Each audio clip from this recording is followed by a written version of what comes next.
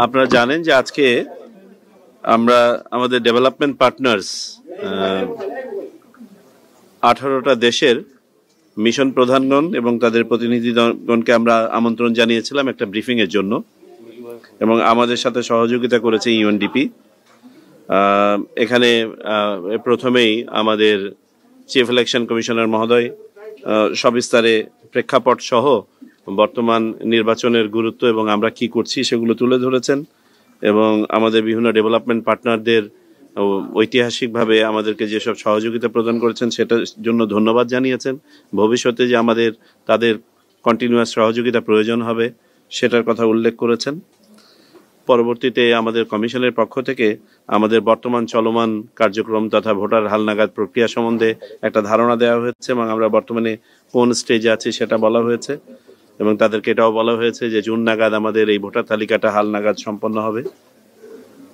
এরপরে আমাদের ইউএনডিপির পক্ষ থেকে একটা প্রেজেন্টেশন দেওয়া হয়েছে যে তারা কিভাবে প্ল্যান করছেন বাংলাদেশ নির্বাচন কমিশনকে সহায়তা করার জন্য, এবং সেখানে তারা বিভিন্ন ডেভেলপমেন্ট পার্টনারের কি ধরনের সহযোগিতা আশা করছেন সেটা তারা বলেছেন। তারপরে আমাদের there were some questions and answers open house, যেখানে অনেকে বিভিন্ন ধরনের মতামত ব্যক্ত করেছেন, এবং সেইভাবেই আজকের এই ব্রিফিং সেশনটা সম্পন্ন হয়েছে।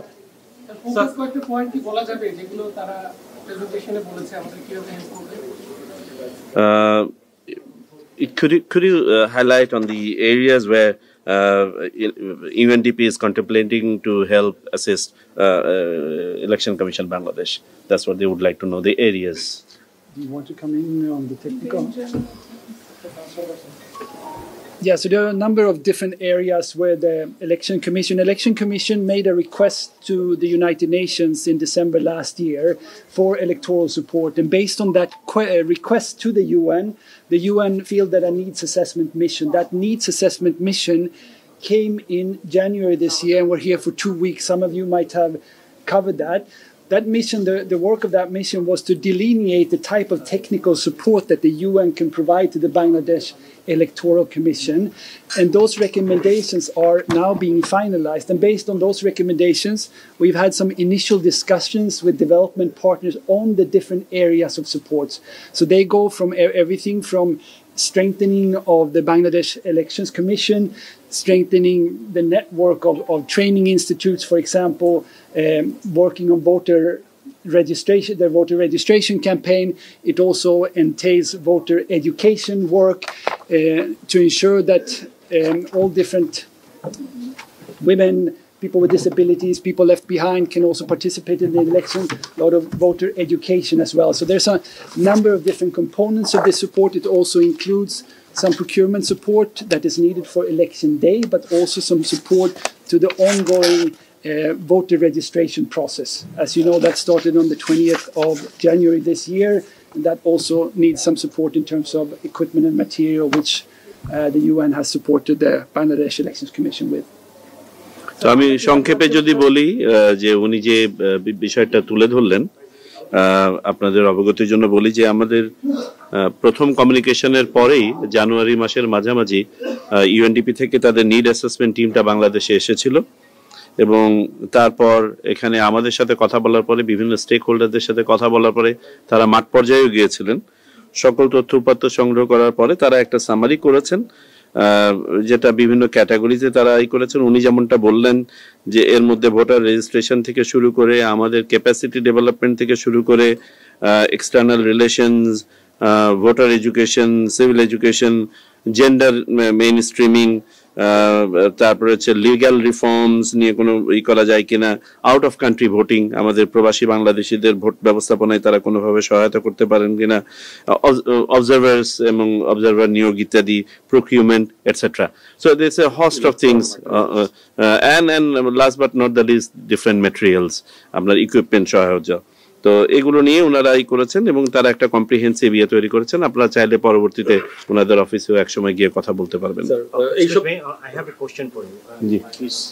There is a briefing from Election Commission, and we do know there is some discussion going on the election time frame and the other things across the country, and development partner is also part of the whole election process in the country for the last 40 years. So what you are expecting from Election Commission about the next election? In which form you want to do you want to see that?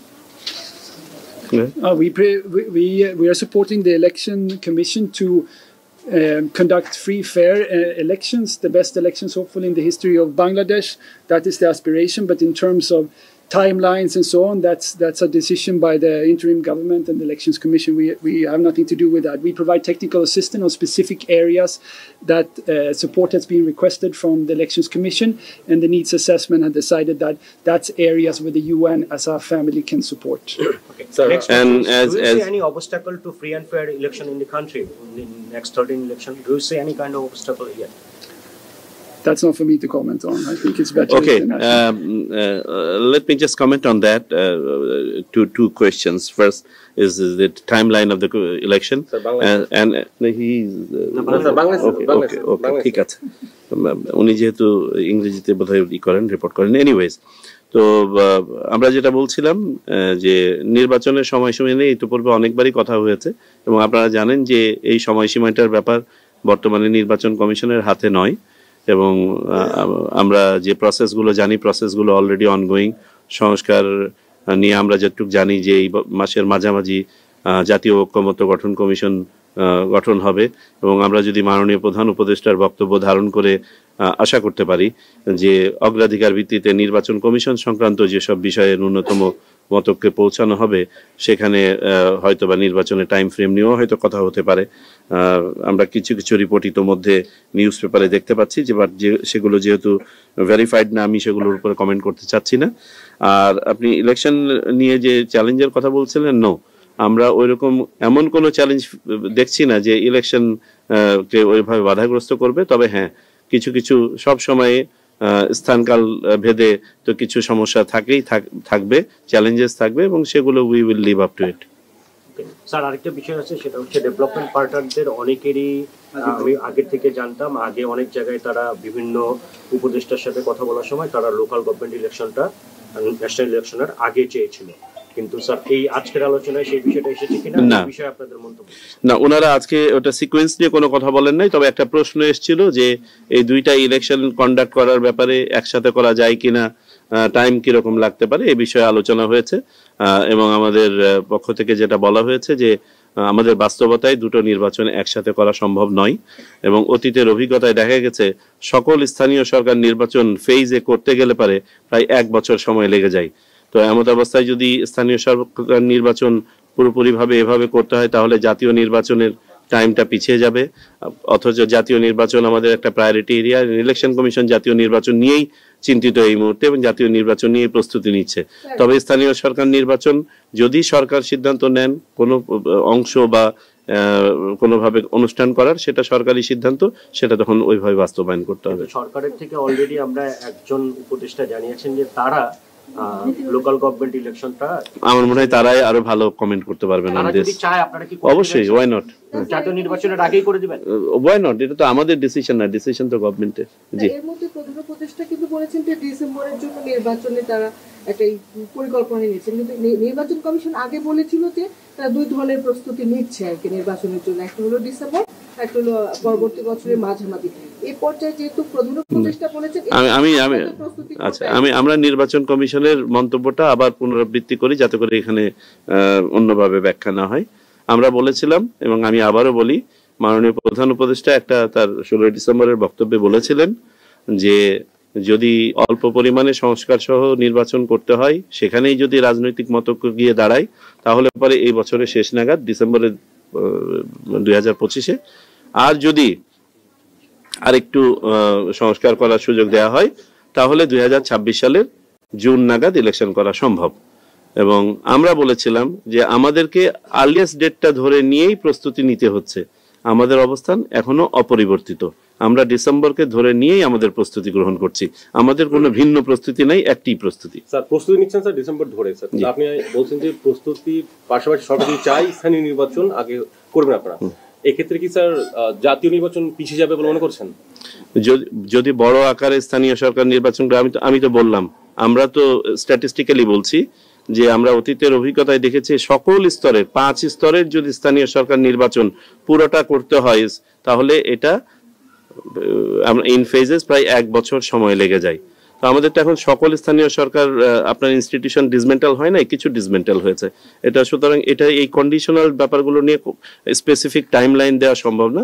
তবে আমরা ধারণা করি যে সরকার তো আমাদের হাতের টাইমগুলো বিবেচনায় নেবেন এবং তারা যদি মনে করেন যে না জাতীয় নির্বাচনকে আপনার কোন একটা টাইমে ফ্রেম করে তারপরে কতটুকু অনুশীলন করা যায় সেটা তারাই সিদ্ধান্ত নেবে। স্যার স্পেসিফিক জানতে চাচ্ছি স্যার, যদি আর স্পেসিফিক বলা সম্ভব না। স্থানীয় সরকার নির্বাচন আগে হলে ডিসেম্বরে জাতীয় নির্বাচন করা সম্ভব কিনা? আমি তো আবারও বললাম যে স্থানীয় সরকার কতটুক হবে, কোন কোন ইনস্টিটিউশনের হবে এটা তো সিদ্ধান্ত নেবে সরকার। তখন আমরা বলতে পারবো, যদি ওই সিদ্ধান্তটা জানি তখন বলতে পারবো যে এটা জাতীয় নির্বাচনকে প্রভাবিত করবে না করবে না, তার আগে সম্ভব না। স্থানীয় সরকার নির্বাচন যদি অল্প কিছু হয় সেটা কি সম্ভব এই ডিসেম্বরে জাতীয় নির্বাচন হলে? হ্যাঁ, ওই যে বললাম এই কন্ডিশনগুলো অ্যাসেস করে নিতে পারি সম্ভব। Thank you. ওকে।